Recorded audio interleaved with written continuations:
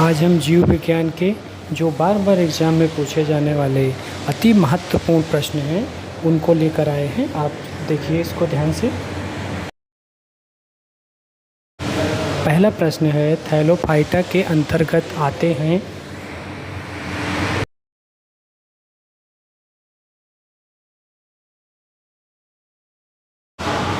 Thallophyta के अंतर्गत शैवाल, कवक और जीवाणु आते हैं।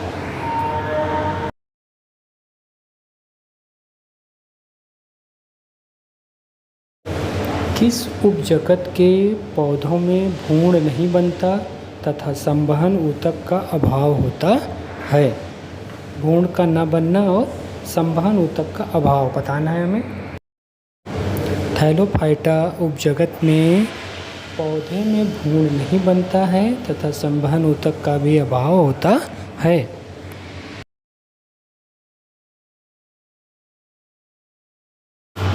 जीवाणु को किस फाइलम में रखा जाता है?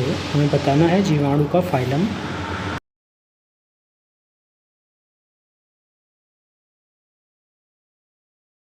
तो बच्चों, जीवाणु को साइज़ोमाइकोफाइटा फाइलम में रखा जाता है।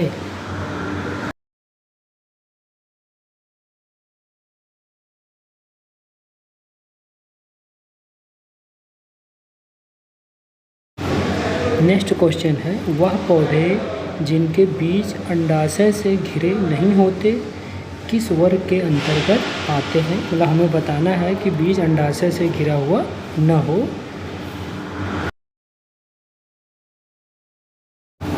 जिम्नोस्पर्म में बीज अंडाशय से घिरा हुआ नहीं होता है।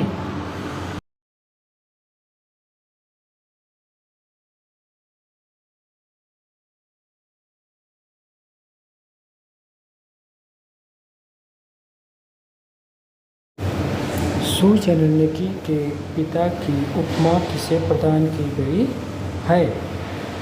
तो हमें बताना है फादर ऑफ यूजेनिक्स कौन है? आपका उत्तर हो जाएगा फ्रांसिस गाल्टन को फादर ऑफ यूजेनिक्स कहा जाता है।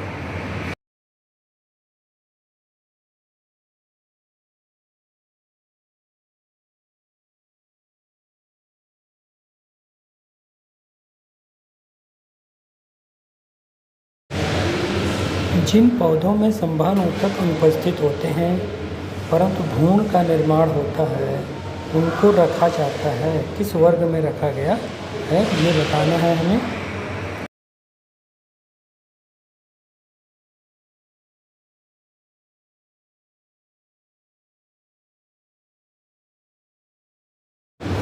तो बच्चों, ब्रायोफाइटम में संवहन ऊतक उपस्थित नहीं होता है परंतु भ्रूण का निर्माण होता है, मतलब ब्रायोफाइटा है।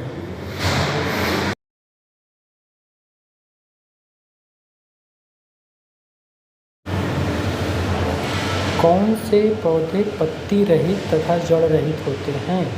मतलब पत्ती और जड़ नहीं पाया जाता है, हमें ऐसे पौधों का नाम बताना होगा।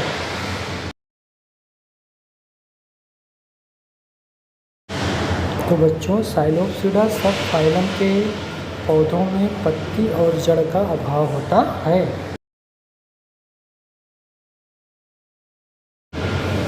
पादप जीवाश्मों का अध्ययन वनस्पति विज्ञान की किस शाखा में किया जाता है?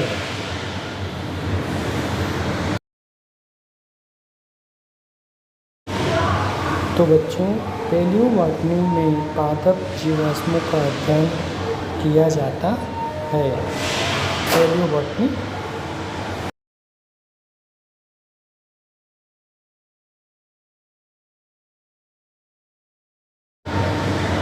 अगार अगार नामक पदार्थ प्राप्त होता है।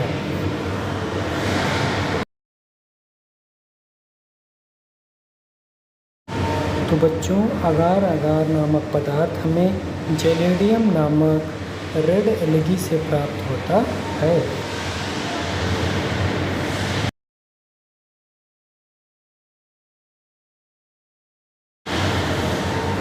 इस क्वेश्चन का जवाब आपको शायद आता भी होगा।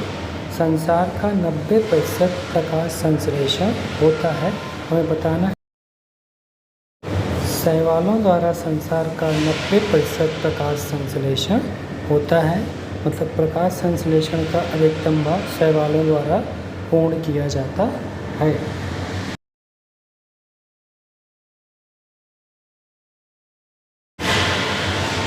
क्लोरेलिन नामक प्रतिजैविक किससे प्राप्त किया जाता है? हमें बताना है पौधे का नाम। क्लोरेलिन नामक प्रतिजैविक क्लोरेला शैवाल से प्राप्त किया जाता है, मतलब क्लोरेलिन शैवालों से प्राप्त होता है।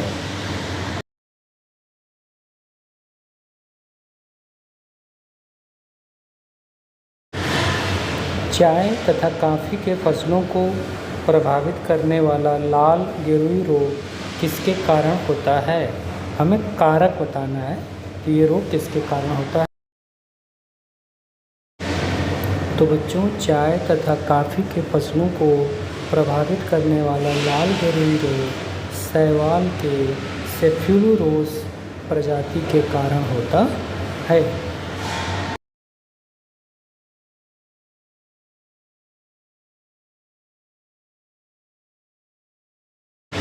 अगला क्वेश्चन है, केंद्रक तथा कोशिका द्रव्य के आपसी संबंधों के अध्ययन के लिए कौन सी शैवाल प्रयुक्त की जाती है?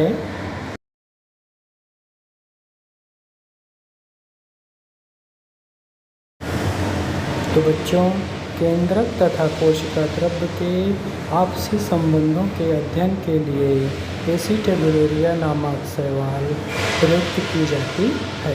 एसिटेबुलेरिया। अगर वीडियो लाभदायक लगे तो लाइक, शेयर और सब्सक्राइब करें।